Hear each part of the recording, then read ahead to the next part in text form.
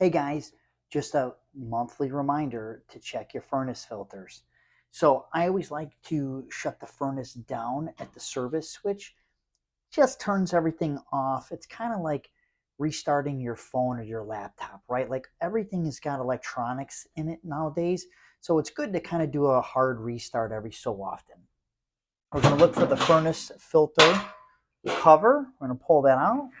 We're going to slide it out. We're going to take a look. Now, this one is ready to be changed, right? You can see it's dirty. If it's clean, I would say just let it ride to the next month and just check it on a monthly basis. If they're clean, just leave them in there, but always good to check it every month because what can happen is when they get to the point where they're so dirty, it's so restrictive and it's hard to move the air through the system where it can have a hard time cooling or heating it. And don't do what I just did and forget to turn the switch back on.